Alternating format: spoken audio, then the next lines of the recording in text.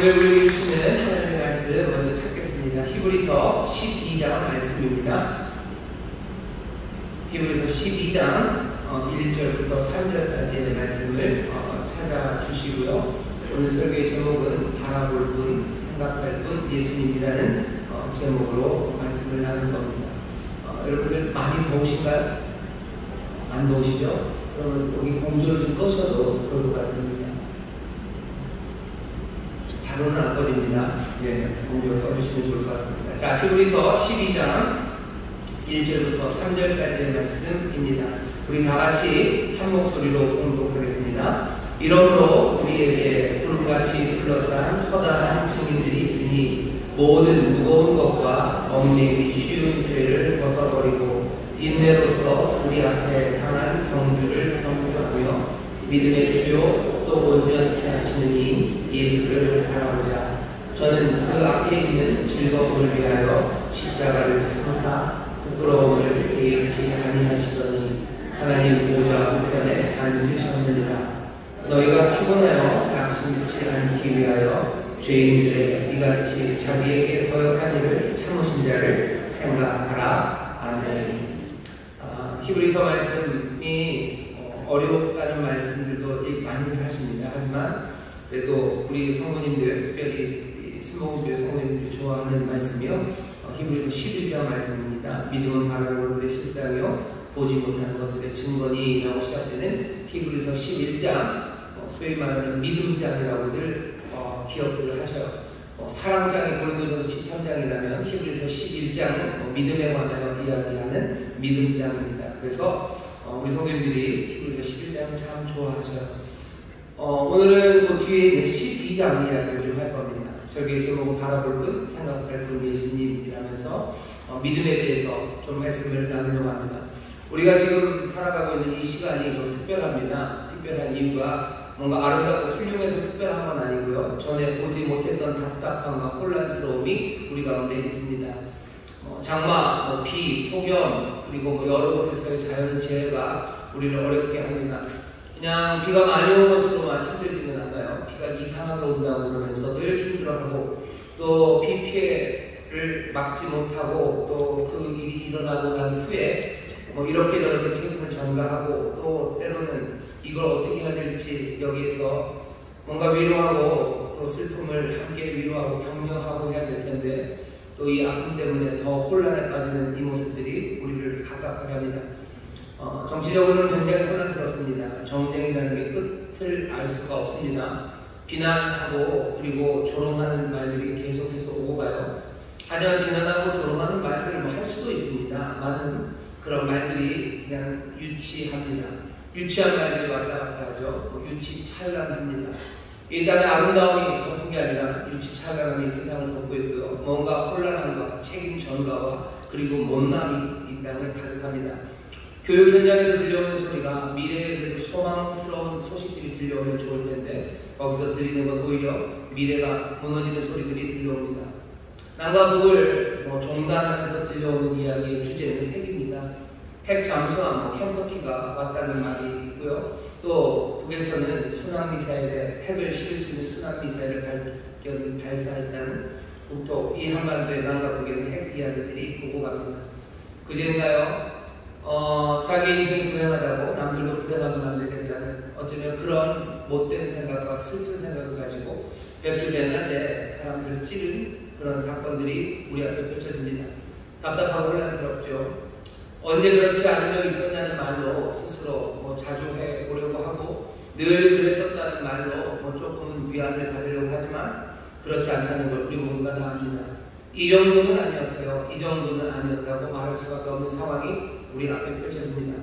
학교가 늘 문제가 많았죠. 하지만 이 정도는 아니었어요. 정치가 늘 유치하고 뭔가 정쟁이 있었죠. 하지만 이 정도는 아니었습니다. 핵에 관해서도 마찬가지예요. 그렇게 큰 핵 잠수함이 한반도에 들어온 적은 없습니다. 그렇게 북한이 핵으로 탄도미사일 그리고 순항미사일을 만들고 쏜 적도 없습니다. 늘 그랬었다고 스스로 자조하고 자위하기에는 한도를 넘은 어쩌면 가슴 아프고 슬픈 상황들이 우리 앞에 펼쳐집니다. 이 모든 것들을 우리를 가깝게 하면서요, 우리의 모든 꿈들을 조금씩 질식시키고 그리고 희미하게 만들어 갑니다. 우리가 알고 있는 샬롬이라는 그 따뜻하고 소망찬 말들, 샬롬의 평강이 우리 가운데 주어진다는 그 약속들은 어느샌가 점점점 흐릿해져가고 우리의 삶을 풍성하고 온전하게 만드시는 하나님의 놀라우신 은혜와 그 귀하신 약속은 이제 점점 더 아련해져 갑니다. 날마다 기쁨과 감사함으로 살아가는 그 하루하루를 주시고 그것들을 누리게 하시겠다는 그 약속의 말씀들도 점점 흐려져만 가는 것 같습니다. 세상은 굉장히 안타까운 곳이 되어가고요. 세상은 굉장히 가난한 곳이 되어갑니다. 세상은 점점 가난해져 가는 것 같아요. 가난하다는 얘기는 그냥 고상하게 표현하는 거고요. 그냥 훨씬 더 직설적으로 말하면 세상은 참 거지 같고요. 거기서 살아가는 우리도 참 거지 같은 삶을 사는 것 같습니다. 가난하죠. 우리는 정말로 가난함에 어쩔 줄 모릅니다. 이 가난이 오늘 내일로 끝날 게 아닐 것 같기 때문에 우리가 안타깝고 슬퍼합니다. 사람들은 이 안타깝고 가난한 세상에서 어찌 합니까? 포기하든지 아니면 주저앉는 사람들 많습니다. 더 이상 좋은 것들을 소망하지 않아요. 좋은 것들이 이루어질 거라고 생각하지 않아요. 체념하고 주저앉는 겁니다. 그리고 앞으로 나아가는 것 대신에 뒤로 자꾸 퇴행해 갑니다. 우리는 어떻습니까? 우리는 어떻게 살아야 됩니까? 히브리서 말씀이 믿음장을 앞뒤로 해서 믿음에 대해서 가르치는 말씀은 그냥 어느 날 갑자기 믿음이라는 주제로 논문을 발표하기 위해서 이 말씀을 쓴 게 아닙니다. 어쩌면 여기 우리가 맞닥뜨리고 있는 이 안타깝고 이 가난한 현상들, 이 상황이 히브리서를 적고 히브리서를 읽었던 이 사람들의 삶의 자리였을 겁니다. 그러니까 이 하나님 말씀하시는 거예요. 히브리서 10장입니다. 38절 10장의 제일 마지막 믿음자는 나오기 바로 전에 오직 나의 의는 믿음으로 말미암아 살리라. 또한 뒤로 물러가면 내 마음이 저를 기뻐하지 아니하리라. 우리는 뒤로 물러가 침륜에 빠질 자가 아니요 오직 영혼을 구원함에 이르는 믿음을 가진 자니라. 우리는 믿음을 가진 자입니다. 그러니 침륜에 빠질 수 없어요. 뒤로 물러날 수 없어요. 뒤로 물러나면 하나님 기뻐하지 않습니다. 믿음의 사람들은 그렇게 사는 것 아닙니다. 세상이 아무리 가난하고 그리고 세상이 아무리 안타깝게 그렇게 흐릿한 세상, 그 세상을 우리가 맞닥뜨렸다 할지라도 포기하거나 주저앉는 것, 그거 하나님 기뻐하시지 않아요. 왜? 우리는 구원함에 이르는 믿음을 가진 사람들이기 때문에 그렇습니다. 여기 있는 저와 여러분 우리 모두는 믿음을 가진 사람들이에요. 세상이 아무리 가난하고 안타깝더라도 세상 사람들처럼 주저앉거나 침륜에 빠지거나 뒤로 물러나거나 그 흐릿함에 가만히 어쩔 줄 모르는 삶 살아갈 수 없습니다. 여러분들 구원에 이르는 믿음을 가지신 여러분들 하나님 기뻐하시고 또 하나님 인도하시는 그 삶을 살아가게 되시기를 주의 이름으로 축원합니다. 우리는 믿음을 가졌어요. 그런데 어떻게 살랍니까? 믿음으로 살랍니다. 믿음으로 사는 건 어떻게 하는 건데요? 믿음 가진 사람은 이 세상에서 어떻게 삽니까? 이 안타깝고 가난한 세상, 이 흐릿한 세상에서 뒤로 물러나지고 아니면 침륜에 빠지고 하고 어떻게 삽니까? 히브리서 11장이 우리에게 알려주는 건 그 믿음의 삶의 모습입니다. 처음 시작이 뭐죠? 믿음은 바라는 것들의 실상입니다.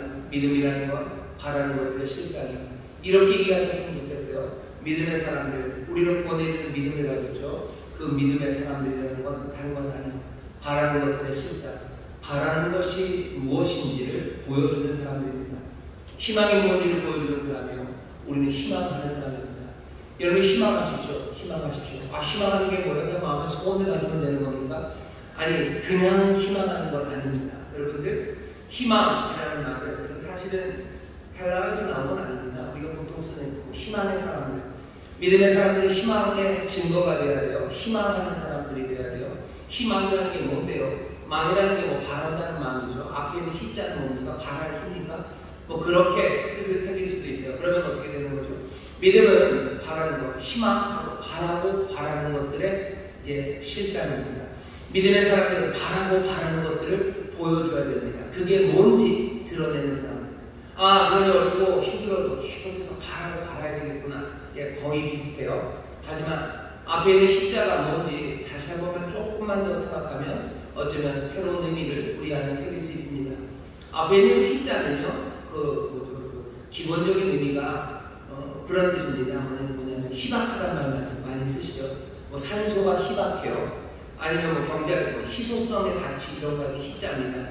드물다는 거예요. 드물어요. 뭔가 듬성 있고요. 듬성 있고 뭐가 빽빽하지 않은 것. 그게 힘이다. 희박해요. 희소성의 원리예요. 그런 힘이다.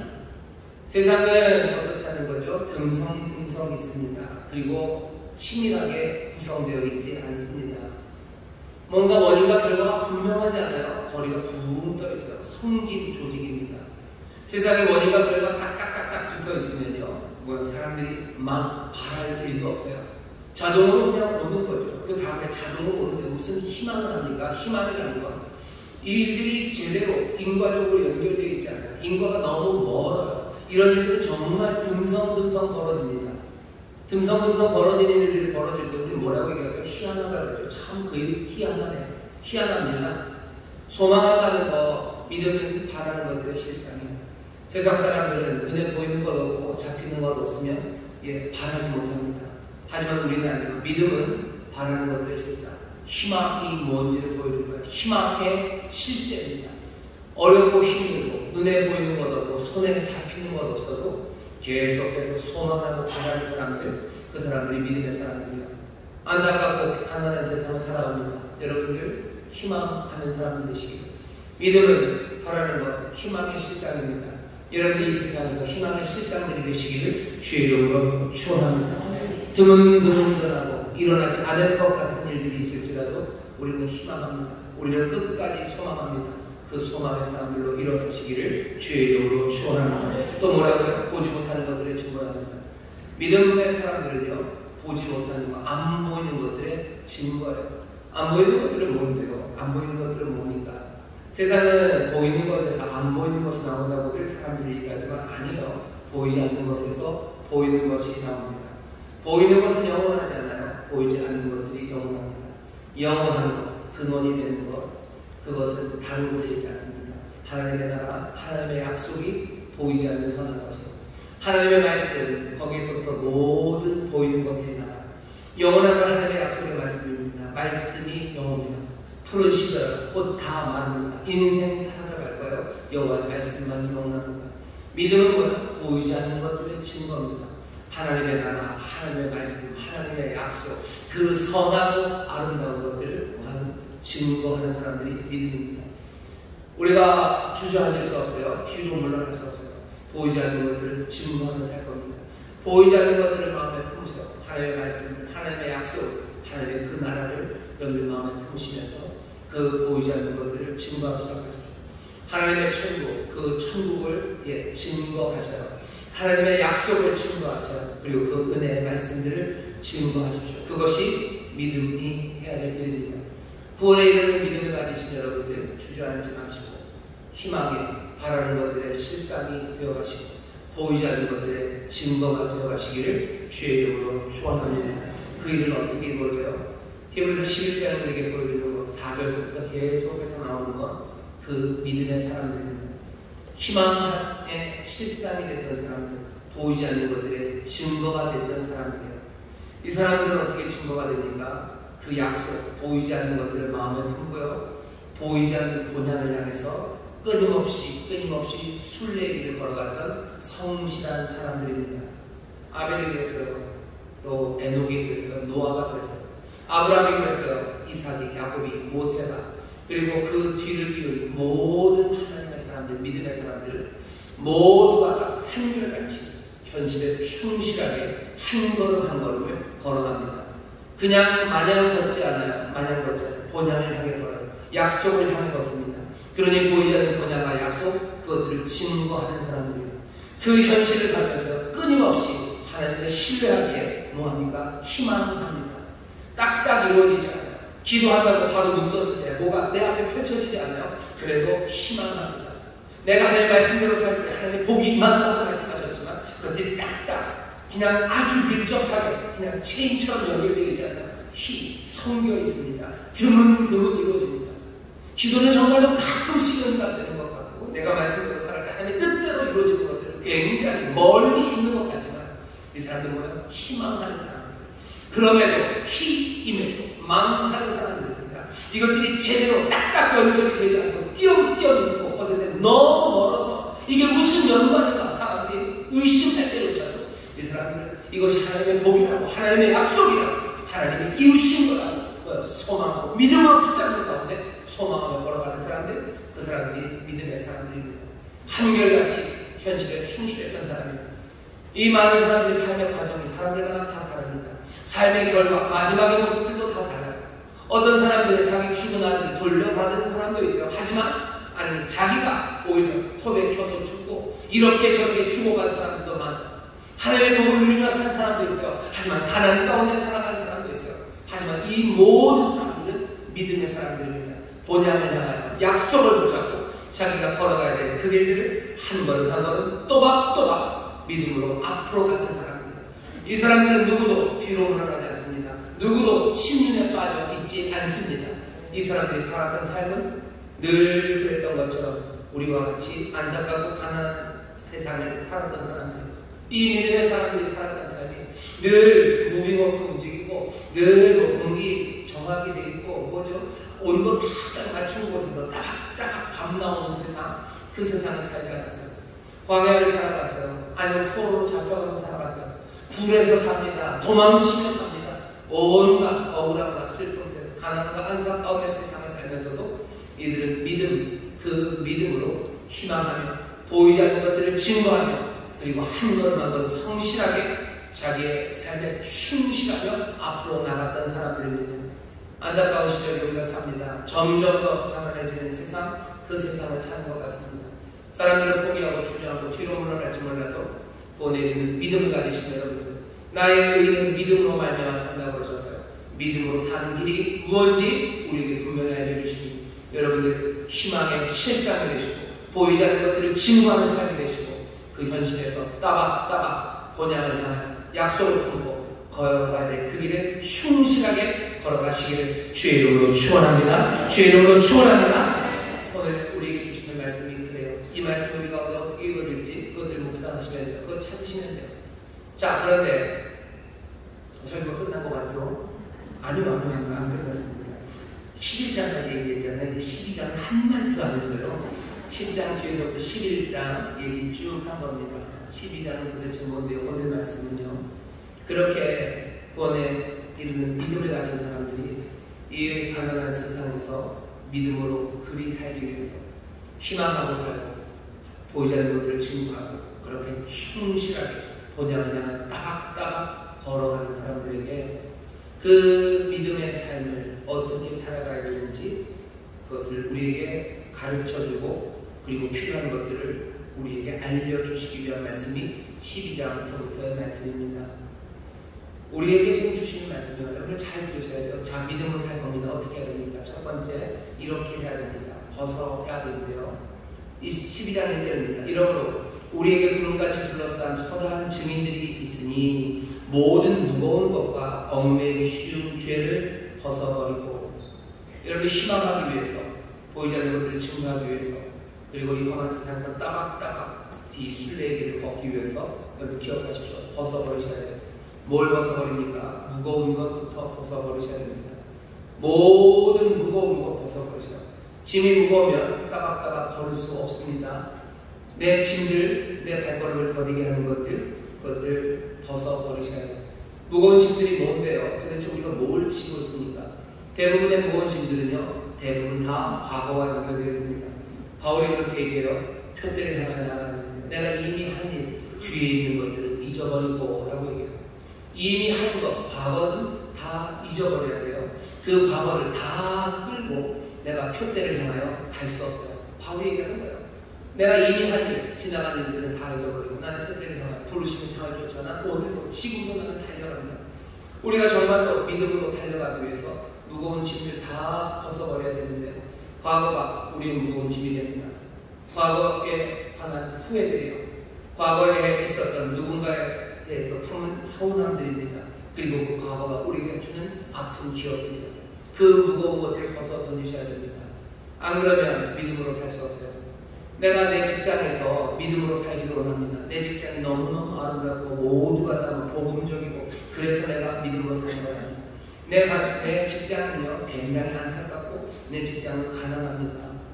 곱게 말해서 가난한 거예요. 내 직장은 거지 같아요. 거지 같은 직장을 내가 다녀요. 거기 있는 사람들이 거지 같아요. 모든 것들이 정말 시간이 가서 거지 같아요. 그러면 난 어떻게 삽니까? 포기하고 뒤로 물러나고 나는 불을 타고 난 그렇게 버티면서 대충 월급이나 받으며 사니까 그건 구원 얻은 믿음을 가진 사람들, 믿음으로 사는 사람들은 아니에요. 나의 우리는 믿음으로 말미암아 산다고 했어요. 뒤로 물러나거나 뒤로 빠지지 않으면 뭐가 된다고? 희망한다고 했어요. 보이지 않는 것들을 증거한다고 했어요. 그냥 약속을 품고 성실하게 따박따박 걸어간다고 했어요. 그러면 그 직장에서 어떻게 살아야 됩니까? 나의 희망하면서 살아야 돼요. 뭘 희망하는지 나중에 나오겠지만 정말로 하나님의 선한 것을 희망합니다. 이 가난하고 안타까운 직장에 하나님의 약속하셨던 귀하신 평강이, 샬롬이, 감사와 기쁨이 넘칠 것들은 뭐야? 나는 희망을 하는 거야. 이 일이 여기서 이루어지겠습니까? 안 이루어질 거예요. 사람들은 뭐가 따박따박 뭐가 원인 결과가 나올 만한 게 있어야 되죠. 여기에 기쁨과 감사가 있으려면 어떻게 돼야 되는데요? 아, 우리 부장님이 너무너무 좋은 부장님이에요. 정말로 훌륭한 후배 직원들, 또 우리 우리 직장에 굉장히 효과적이고 그리고 돈벌이가 될 만한 전도가 악양한 양양한 무슨 기술들이 있고, 아, 그러면 이 직장에는 가난함 대신에 풍성함과 감사와 기쁨이 넘칠 거라는 걸 사람들이 기대할 수 있어요. 하지만 믿음의 사람들은 희망을 하는 겁니다. 안타깝고 가난한 이 회사에서 나는 뭐합니까? 나는 희망을 하는 사람이야. 여기서도 나는 그 꿈들을 볼 수 있으니까 만만치 않아요.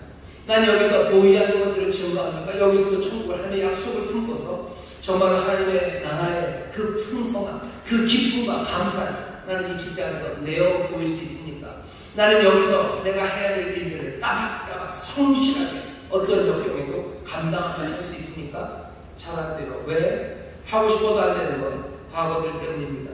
후회해요. 누군가에게 품은 서운함이요. 내가 사장님에게 품은 서운함이 심합니다. 내가 그렇게 하려고 희망을 걸고 정말로 하나님의 복을, 그 선하심을 드러내려고 내가 성실하게 일하는데 나에게 왔던 건 서운함이죠. 사장님이 나를 몰라줘요. 나를 몰라주는 것에서 그치지 않아요. 나를 오해하는 거예요. 사장님만 아니면 내 동료들, 내 후배들, 아니면 모든 사람들이 나를 오해하고 나를 비난하고 나를 아무것도 아니냐 취급합니다. 서운하죠. 후회가 되죠. 내가 왜 그랬나 싶은 거예요. 그건 몽땅 아픈 기억이 됩니다. 그럼 뭐예요? 희망할 수가 없어요. 그러면 희망할 수 없을 뿐만 아니라 보이지 않는 것들을 증거하는 삶, 성실과 충실하게 살아가는 삶, 그 삶이 가능하지 않습니다. 왜? 과거에 무거운 것이 나를 붙잡았기 때문이에요. 과거의 후회가 서운했던 것이 아픈 기억이 나에게는 뭐가 됩니까? 미움이 되는 거예요. 원망이 되는 거예요. 분노가 되는 거예요. 적대감이 되는 거예요. 그리고 세상에 대한 냉소, 그리고 세상에 대한 두려움, 그리고 걱정과 근심이 한가득입니다. 난 앞으로 못 나갑니다. 왜? 나는 무거운 그 짐을 졌기 때문이에요.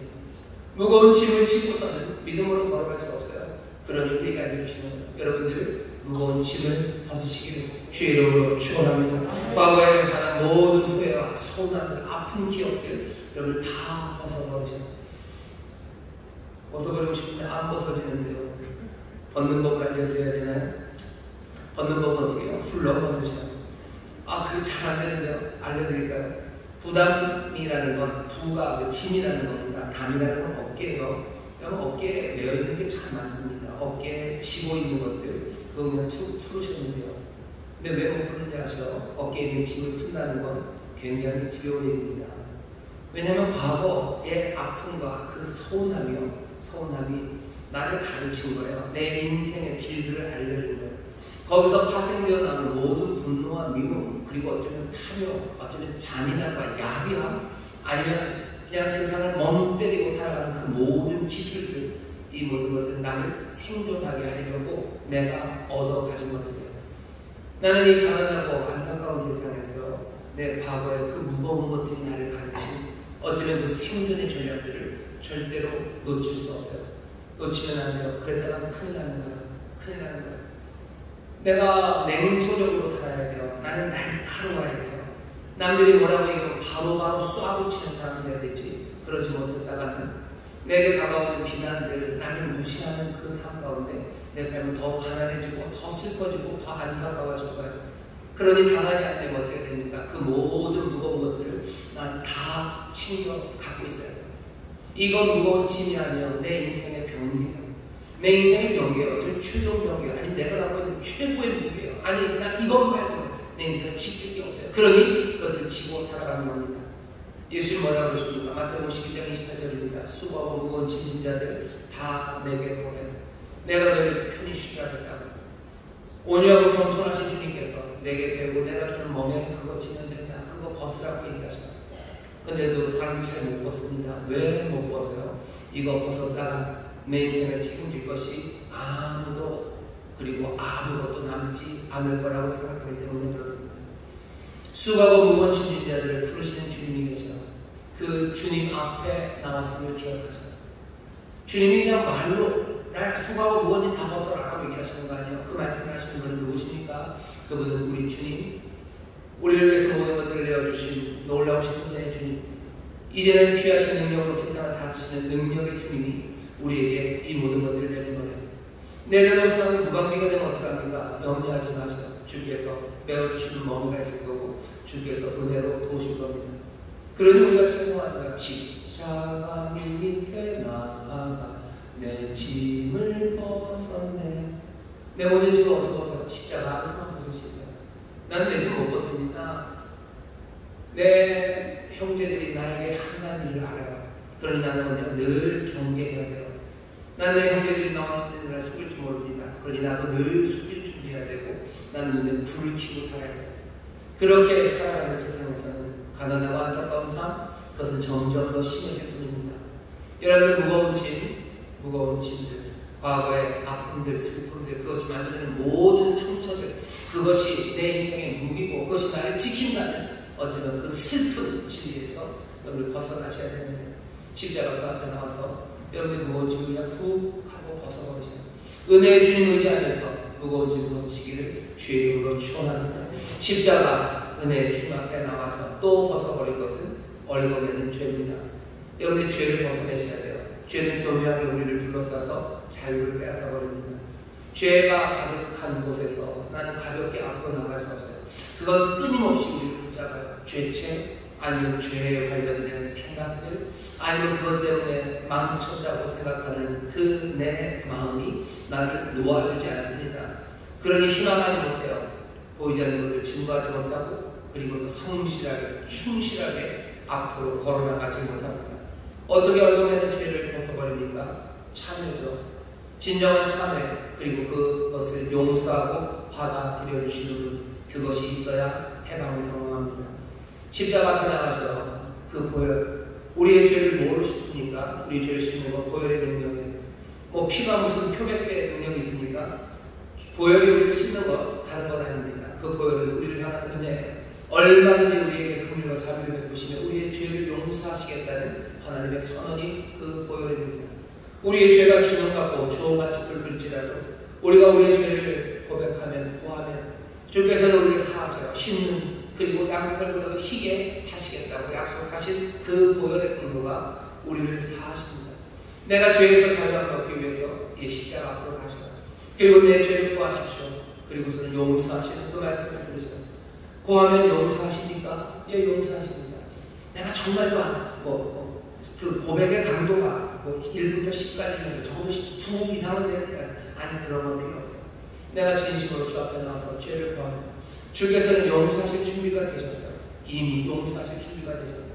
우리가 우리의 죄를 사함받는 것보다 주께서 우리의 죄를 사하시기를 원하시는 것, 그 마음이 더 뜨겁습니다. 그 마음이 더 간절합니다. 우리가 구하기만 하면 주는 사하십니다. 여러분들 얼마나 죄에서 벗어나기 위해 십자가 앞에 나가 진정으로 참여하시고 용서를 받으시기를 주의 이름으로 축원합니다. 그 해방함이 우리로 하여금 희망하게 해요. 보이지 않는 것들을 증거하게 합니다. 그리고 세상을 따박따박 성실과 충실하게 살아가게 합니다. 당장의 문제가 하나 생기죠. 하나님 앞에 나와서 자비를 구하고 용서를 구해서 내가 용서받아 자유하면 그거는 답니까? 영화 미량이 있었어요. 이창동 영화 감독이 감독한 미량이라는 영화, 전도연 씨가 상도 받고 했던 영화가 던졌던 질문입니다. 하나님 용서받는 거 그걸로 다냐? 정말로 가해자가 있고 피해자가 있는데 피해자가 용서하지 않았는데 이 평화라는 게 도대체 뭐냐는 물음표를 훅 하고 집어 던지면서 우리에게 묻는 겁니다. 뭐라고 대답해야 되죠? 하나님과 우리 사이에 참여를 통해서 하나님으로부터 용서를 받아야 그것이 우리를 자유케 하는 것 분명합니다. 그 자유가 우리 가운데 있어요. 하지만 하나님과 화목하면 다가 아니에요. 하나님과 화목하고 사랑과 화목하라고 하셔요. 그러면서 주님 뭐라고 하십니까? 너의 죄를 고백하고 고하라고 얘기하고 동시에 뭐라고 계셔? 용서하라고 얘기하십니다. 우리 믿음의 사람들이 해야 될 일은 뭐예요? 우리의 잘못, 내가 가해자입니까? 내가 죄를 지었습니까? 나는 죄를 고하는 거예요. 믿음의 사람들, 내가 피해자입니까? 내가 당한 사람입니까? 그럼 주님 뭐라고 얘기하셔요? 용서하라고 얘기하셔요. 그래야 우리가 얽매이지 않습니다. 가해자도 죄에 얽매이지 않아요. 피해자도 죄에 얽매이지 않아요.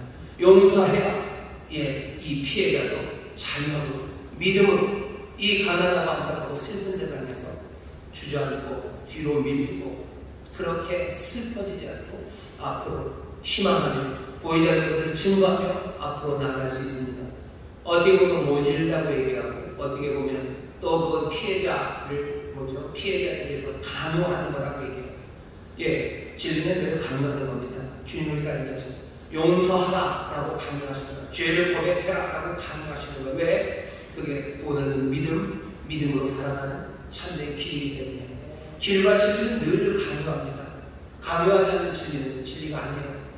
여러분 제가 몇 번 얘기하는데 사막에 있는 길이 너무너무 많아요. 왜?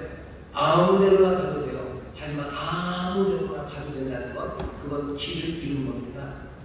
한 길, 진리는요. 우리를 늘 강요해요. 그리로 오라고 말하는 거죠. 내가 얼굴에 있는 우리를 얼굴에 죄에서 자유함을 얻기 위해서 여러분 죄를 서로에게 고백하십시오. 그리고 고백된 그 죄를 우리는 얼마든지 언제든지 용서할 준비가 되고 용서하기 시작해야 됩니다. 무거운 거 벗어버리시고 얼거버린 죄 벗어내는 그 십자가 앞에서 죄를 용서함받고 모든 무거운 것들 믿음으로 다 내려놓아 가볍게 걸어가는 믿음의 사람들 되시길 주의 이름으로 축원합니다. 주의 이름으로 축원합니다. 우리는 이 안타깝고 가난한 세상에서 그렇게 사셔야 해요. 여러분 용서하십시오. 그리고 용서를 구하십시오. 그렇게 가볍게 되고 주를 신뢰하며 모든 과거에 무거웠던 것들 내려놓고 걸어가시고 두 번째 어떻게 해야 됩니까? 경주를 경주하랍니다. 1절 다시 읽겠습니다. 이러므로 우리에게 구름같이 거다한 증인들이 있으니 이는 무거운 것과 얽매이기 쉬운 죄를 벗어버리고 인내로서 우리 앞에 당한 경주를 경주하며 믿음으로 걸어가야죠. 믿음의 사람들이 믿음으로 걸어갑니다. 하지만 믿음으로 걸어가는 그 달려가면요 아무데로나 달려가는 게 아닙니다. 아무데로나 달려가는 건 아니에요. 우리의 당한 경주가 있어요. 우리에게 해당하는 경주가 있어요. 우리에게 해당하는 트랙이 있습니다. 그 트랙을 달리는 거예요. 우리에게 해당하는 트랙, 우리 앞에 보인 트랙은 그리스도를 따라가는 길입니다. 그리고 그리스도를 닮아가는 길입니다. 믿음으로 살아가니 뭔가 확신을 가지고 담대하고 내가 무엇이든 할 수 있다. 아니 그렇게 얘기하지 않아요. 가난하고 안타까운 세상에서 우리에게 당한 경주가 있어요. 우리 앞에 놓여져 있는 경주는 예수 그리스도를 닮아가는 겁니다. 달려가시는데 예수 그리스도의 마음을 닮으려고 애쓰며 걸어가셔요. 예수 그리스도의 마음에 닮아간다는 건요. 그리스도의 마음에 우리의 마음을 하나하나 맞춰가기 시작하는 겁니다. 그리스도의 마음에 우리의 마음을 맞춰가셔요. 그럼 어떻게 되겠습니까? 우리의 마음도 그리스도의 마음에 조율되어서요. 그리스도의 마음이 울리는 그 아름다운 소리를 우리의 삶도 만들어내기 시작할 거예요. 그리스도의 마음에 조율되며 걸어가는 하나하나의 삶의 실천들과 삶의 행동들은요 세상에 아름다운 노래들이 그리고 아름다운 선율이 되어갈 겁니다. 우리는 그런 사람들을 좀 봐요. 그리스도의 마음으로 걷는 사람들을 봅니다. 그 사람들이 걸어가는 발자국 하나하나에는 어쩌면 정말로 아름다운 선율이 노랫소리가 들려지는 것 같아요. 그들이 걸어가는 삶이 아름답습니다. 그림은 그런 거죠.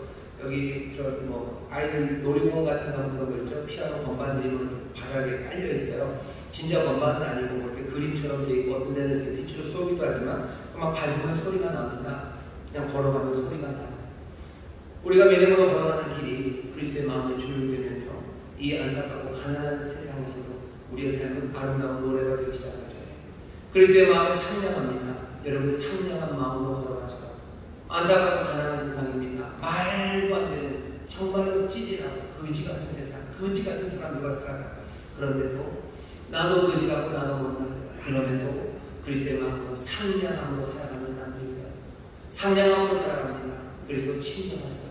정말로 친절한 마음으로 상냥하고 그리고 온유함으로 걸어가요. 그렇게 달려갑니다. 안타깝고 가난한 세상에서 그렇게 걸어가는 것, 그것이 믿음으로 사는 것, 그것이 희망의 실상이 되는 거예요. 보이지 않는 것들의 증거가 되는 거예요. 그리고 이 어려운 세상에 충실하게 살아가는 겁니다.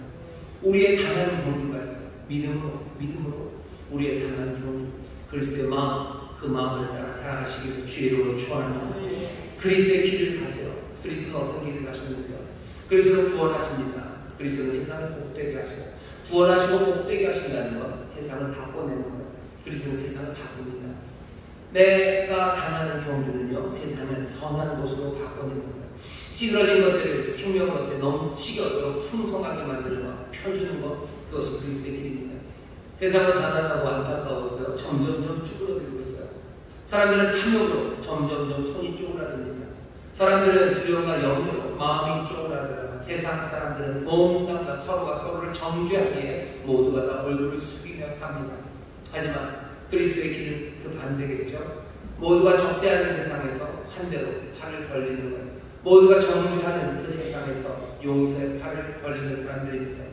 움츠리고 쪼그라들고 다친 몸짓, 그 세상에서 마음을, 가슴을, 그 품을 넓게 푸는 사람들, 그 사람들이 그리스도의 길을 걷는 사람들입니다. 그리스도의 마음을 가지셔요. 그리고 그리스도의 길, 그 길을 걸어가셔요.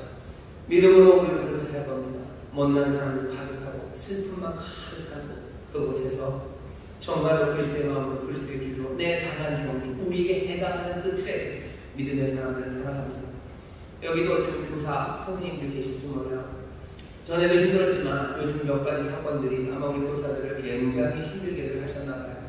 어제도 덥고 우중인데도 수천 명의 사람들이 모였다고 얘기를 들었습니다. 거기에 그 아픔들이 무거운 것이 되어서요. 거기에 상처, 아픈 기억들, 그 기억들이 만들어내는 분노와 미움들, 또 그것들이 또 만들어내는 온갖 걱정과 냉소들, 그런 것들을 쏟아낸다면 믿음으로 살아갈 수 없습니다. 그것들은 더 슬픈 세상, 더 가난한 세상들을 만들어갈 거예요. 천박한 말들 오가기 시작하고, 그리고 서로가 서로에게 상처 주며 다시 또 주저앉고 뒤로 물러나게 될 겁니다. 어떻게 해야 됩니까? 믿음의 선생님들, 그 당한 경주가 있어요. 믿음으로 하죠. 희망, 말도 안 되는 희망, 너무너무 섞여 있어서 언제 이룰지도 모르는 그 희망, 그 희망의 실상들, 정말 보이지 않는 하나님의 나라 그들을 증거하기 위해서 그리스도의 마음으로, 그리스도의 길로, 정말 사람들이 기대하지도 아니면 상상하지 못했던 그 길을 걸어가기 시작하셔야 돼요. 세상이 새로워진다는 건 그런 겁니다. 늘 있던 것으로 세상은 새로워질 수 없어요. 없던 것들이 우리 가운데 임해야 됩니다. 정말로 하나님께서 우리에게 구원에 이르는 믿음을 주셨으니 그 믿음으로, 나의 우리는 믿음으로 살아가기 시작하듯 상냥하게, 친절하게, 온유하고 분노와 미움으로 뭔가를 붙잡으려는 것이 아니라 용서하고, 그리고 또 자비의 팔을 벌리고 그 일을 해야 됩니다. 우리는 그것들을 상상하기가 너무너무 어려워요. 분노로는 뭘 해야 되는지 알 것 같아요. 미움으로는 뭘 해야 되는지 알 것 같아요. 모진 것으로는 어떻게 이 문제를 해결해야 되는지 알 것 같아요. 하지만 그리스도의 마음으로, 그리스도의 길을 가면서 이 문제를 어떻게 해결해야 되는지 우리는 그것들을 본 적이 없어요. 성령님 우리를 도우셔서 우리를 꿈꾸게 하셔야 돼요. 성령님 우리를 도우셔서 우리로 그리스도의 길, 우리의 당한 그 경주를 믿음으로 갈 수 있도록 보혜사가 우리와 함께 하셔야 됩니다. 우리 크리스찬 교사들에게 정말로 그 믿음으로 걸어갈 수 있는 그 당한 경주, 그 트랙을 보이시고 성령님이 그 길로 인도해 주시기를 기도하고 또 바라고 응원을 합니다. 또 어떻게 해야 됩니까? 세 번째, 바라보라고 얘기하셔요. 2절입니다. 믿음의 주여 또 온전케 하시느니 예수를 바라보자입니다. 여러분들 믿음으로 걸어가기 위해서 예수님 바라보시기를 주의 이름으로 축원합니다. 시선은 예수님께 가셔야 돼요. 왜? 예수님은 믿음의 주예요. 믿음의 주요 온전케 하시는 분이신 예수입니다. 2절 다시 읽겠습니다. 믿음의 주요 또 온전케 하시는 이 예수를 바라보자. 여기는 조금 설명이 필요합니다. 예수님은 믿음의 주예요. 믿음의 주입니다. 주라고 번역한 이유가 뭔가 조금 의역이 많이 심한 것 같아요. 그냥 믿음의 주보다는요, 믿음의 창시자, 이 정도로 번역하는 게 좋을 것 같아요. 아니면 믿음의 근원입니다. 왜냐하면 여기 주라고 번역된 말은요, 아르케이곤이에요. 아르케이 그래가지고 뭔가의 시작, 시초, 뭐 이런 뜻이 있습니다. 아르케예요. 태초에 말씀이 계시니라 할 때 아르케입니다. 이거는 뭐 복음의 시작이다라고 마가복음 시작할 때 시작이다라는 게 아르케예요. 아르케. 뭔가의 시작이에요. 예수님은 누구세요? 믿음의 시작입니다. 믿음의 시작이에요. 믿음으로 사는 삶, 그 삶의 시작은 예수님이십니다. 예수님이 믿음으로 살았다는 본을 보여주셨다는 의미도 되고요. 우리 믿음의 사람들이 믿음으로 살게 되는 이유는 무엇 때문이에요? 오직 예수님 때문입니다. 라는 의미입니다. 예수님이 없다면 우리는 믿음으로 살 수 없어요. 믿음으로 살게 되는 시작, 그 이유, 그 근거는 다른 건 없습니다. 예수님입니다. 그러니 믿음으로 살려는 사람들은요, 예수님 바라봐야 돼요.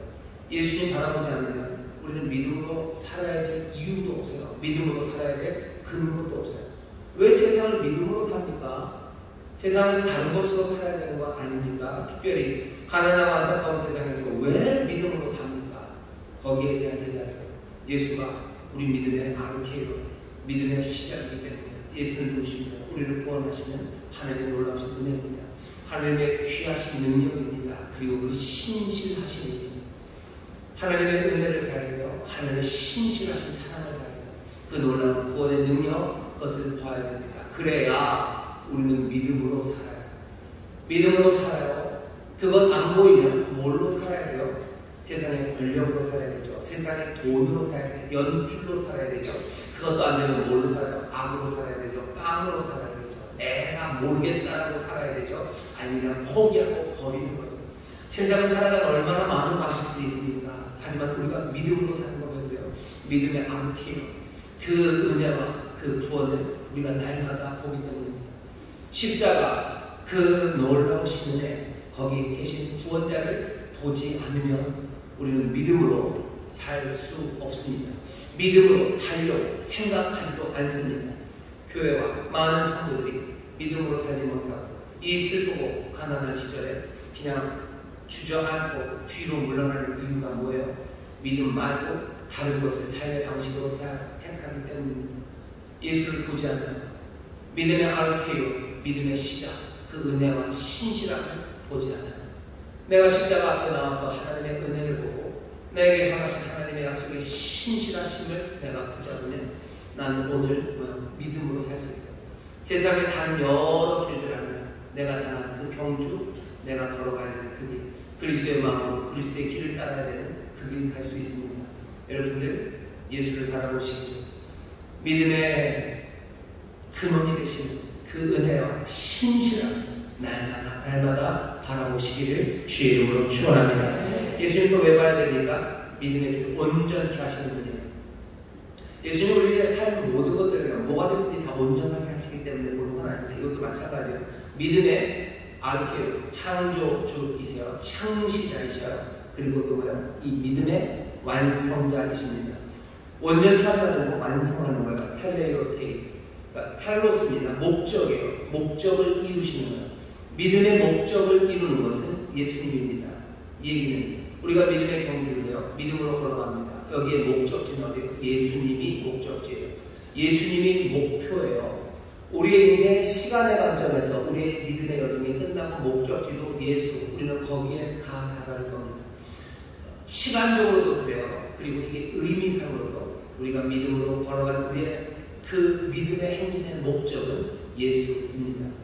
우리가 도달하는 것은 예수님처럼 예수님 같은 존재가 되는 것, 그것을 위해서 걸어가는 겁니다.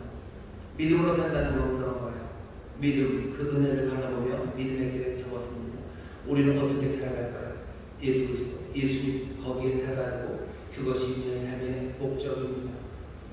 믿음으로 산다는 건 내가 원하는 뭔가를 내가 이룰 수 있다는 생각으로 살아가는 것 아니에요. 우리는 믿음으로 뭐가 되는 거죠? 예수님처럼 될 수 있다고 생각하며 걸어가는 사람들입니다. 그게 우리의 삶을 방향 잃지 않게 만들어요. 그것이 우리의 삶의 힘이 됩니다. 궁극적인 목표, 예수님 잊지 마세요. 가야 할 그곳을 분명히 보세요. 믿음으로 걸어가면서 내가 어디로 가야 되지 출발을 했는데 이리저리 방황하지 마세요. 내 목적이 예수님, 그거면 된 겁니다. 그래야 길 잃지 않아요. 그래야 온전한 충만함과 그리고 만족감이 거기에 있습니다. 예수 그리스도 믿음의 근원이죠. 예수 그리스도 우리 믿음의 삶의 완성이고 목적이십니다. 이 예수님을 날마다 바라보시며 믿음의 길에서 떠나지 않고 성실하게 걷는 여러분 되시기를 주의 이름으로 축원합니다. 마지막입니다. 누가 좀 길었죠? 마지막입니다. 믿음은 어떻게 해야 돼요? 3절입니다. 너희가 피곤하여 낙심치 않기 위하여 죄인들의 이같이 자기에게 거역한 일을 참으신 자를 생각하여 예수님을 생각합니다. 참으신 자를 생각하여 뭘 참으셨는데요? 거역한 일을 참으셨어요. 예수님을 깊이 생각하십시오. 거역한 자를 참으신 분이요. 거역했다라는 얘기는 안틸로기아입니다. 안틸로기아라는 얘기가 거역한다는 얘기는요. 말이 많은 거예요. 말이 많아요. 적대적인 말이 많아요. 비난하는 말이 많아요. 예수님을 향해서 적대적인 말, 비난하는 말들이 얼마나 많았는지 모릅니다. 예수님은 그 모든 안틸로기아를 어떻게 하셨어요? 참으셨어요. 참으셨다는 건 그냥 아래에서 꽉 깨물으셨다는 건 아니에요. 무시했다는 건 아니에요. 참았다라는 말은요. 온갖 비난과 그리고 온갖 적대적인 말들 그것들이 쏟아지는데도 주께서는 뭐 하신 거예요? 휘포메노 아래쪽에서 메노 그냥 견디시고 그리고 머무시고 거기 남아 계셨다는 거예요. 주님은 낮은 곳에 어쩌면 겸손하게 그리고 어쩌면 엎드려서라도 그것들 난무하는 그곳에서 주님은 피하거나 도망가지 않으셨어요. 요즘 제 큰아들이 군대에 가서 그런지 성경을 읽다 보면 다 군대처럼 느껴요. 여기 히포메노를 보면서 여기서 참으신다는 게 히포메노고 아래쪽에 머무신다는 거는 이건 뭐야? 이거 군대 포복하는 거네 라고 생각이 되어 맞는 것 같습니다. 포복이라는 게 그런 거죠. 총알이 막 이렇게 날고 빗발치는 그곳에서 사람들은 가만히 있어요? 도망가야 돼요? 아니죠. 군인은 거기서 도망가는 거 아니에요. 뭐 땅하고 그냥 속에 들어가서 가만히 있는 건 아니에요. 그 가운데도 군인은 앞으로 가는 방법은 포복이에요. 낮은 포복, 음용 포복, 높은 포복, 별별 포복을 하면서 가요. 휘포베노 모든 안틸로기아 몽땅 다 비난하고 적대적인 말 가득한 그 세상에서 3절에 너희가 피곤하여 낙심치 않기 위하여 왜? 피곤하고 낙심하게 되는 모든 적대적인 것들이 우리에게 닥쳐옵니다. 그때 어떻게 하는 거예요? 그분을 깊이 생각하래요. 그분은 그럴 때 어떻게 하셨다고요? 휘포메노 참으셨어요. 낮게 엎드려져서 그리고 어떻게 했어요? 멈추지 않고 기억하셨어요. 포복하신 줄을 기억하라고 포복하신 줄을 생각하라고 저는 이 말씀을 읽으면서 그렇게 생각이 들었습니다. 십자가 가실 때 예수님 말을 타고 가지 않으셨어요. 하지만 그렇다고 해서 뒤로 도망가지 않으셨어요. 땅 타고 멈추지 않으셨어요. 주님 멈추십니까? 멈추지 않습니다. 주님 어떻게 하셔요? 십자가 그곳을 찢기진 몸으로 가셔 십자가 맬 수 없는 몸으로라도 발골의 그 길을 뚜벅뚜벅 꾸역꾸역 휘포면 참으시며 가시는 겁니다. 믿음의 사람들, 이 안타깝고 가난한 세상에서 믿음으로 살아가는 여러분들, 세상의 온갖 안틸로기아들이 여러분들에게 올 거예요. 비난들, 말도 안 되는 모욕들, 그리고 적대적인 말들, 말뿐만 아니라 그런 행동들, 위협들, 그런 것들 올 겁니다. 믿음으로 사는 사람은 어떻게 합니까? 예수님을 생각하셔요. 예수님 깊이 생각하셔요. 휘포면 그 모든 것들을 참으시며 포복으로라도 가신 주님을 생각하셔요. 포기하고 싶을 때 주님 생각하십시오. 믿음으로 걸을 수 있는 삶, 믿음으로 어쩌면 기어서라도 가는 삶, 그 삶이 뭔지 예수를 깊이 생각하는 그 참으시는 예수를 생각하면 우리가 마땅히 해야 할 바와 우리가 견디며 살아가는 게 뭔지 우리에게 큰 깨달음이 옵니다. 안타까운 세상 하나의 세상 우리가 삽니다. 이 세상에서 세상 사람들처럼 그냥 욕 한번 시원하게 하고 내내일 한다. 아니요. 세상 욕하며 살아가는 건 아니에요. 아니면 진땀 먹고 자고 일어나면 그래도 그냥 마음이 가볍겠지. 우리 술 취해 사는 것도 아니에요. 어차피 이런 거 그냥 재미로 편향을 위해서 아니 우리는 그렇게 해도 아니에요. 주장하나보다 뒤로 하나보다 퇴행하나보다 아니요. 우리는 그렇게 살지 않습니다. 우리는 믿음으로 희망의 실상들 그리고 또 정말로 보이지 않는 것들을 증거하고 한 걸음 한 걸음 충성스럽게 걸어갈 거예요. 길 잃어버리지 않는 겁니다. 무거운 것들 얽매는 죄 다 벗어버리고 우리의 당한 경주, 그리스도의 마음으로 그리스도의 길을 우리는 따박따박 걸어갈 거예요.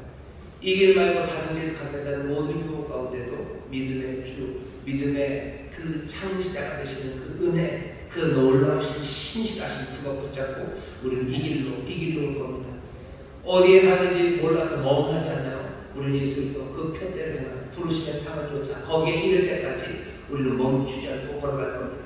온갖 시련과 비난의 말을 난무할지라도 우리는 그리스도를 생각하며 예수님 생각하며 휘프면 기어서라도 포복을 해서라도 앞으로 걸어갈 겁니다. 이 삶이 보겠습니까? 이 삶이 보겠습니다. 이 믿음의 삶으로 우리를 부르셨습니다. 이 귀한 믿음 우리에게 주셨습니다. 또 이 복된 믿음의 길을 함께 걸어가는 저와 여러분 되시기를 주의 이름으로 축원합니다. 기도하겠습니다. 하나님 감사합니다. 어찌 살아야 될지 모르는 이 시절에 정말로 믿음의 근원이 되시고 믿음의 완성이 되시는 예수님, 예수 그리스도를 바라보며 한 걸음 한 걸음 아버지 거역하는 것을 참으신 예수 그리스도를 깊이 생각하며 우리가 걸어야 될 믿음의 길을 성실하게 정말로 희망하며 보이지 않는 것을 증거하며 살아가는 하나님의 사람들 되게 하여 주옵소서. 아버지 그렇게 살아가는 삶이 복이 있습니다. 아름답습니다. 또 세상을 보게 되며 세상에 하나님의 놀라우신 비밀을 증거하는 삶입니다. 아버지 하나님이시여 이 어려운 시절을 우리가 지나가는 이 귀한 삶을 함께 격려하고 권면하며 아버지 점점 더 풍성하게 만드는 우리 교회와 우리 믿음의 가정들을 되게 하여 주시사 정말 하나님 은혜 안에서 하나님 기뻐하신 의인의 삶을 살아가게 하여 주옵소서. 감사드리며 예수님 이름으로 기도하옵나이다. 아멘. 이 시간에 통성을 기도하실 때 여러 기도의 제목이 있겠지만 오늘 소개의 제목을 붙잡고 기도했으면 좋겠습니다. 내가 예수님 바라보기로 합니다. 내가 예수님 생각하기로 합니다. 예수님의 참으심을 생각합니다.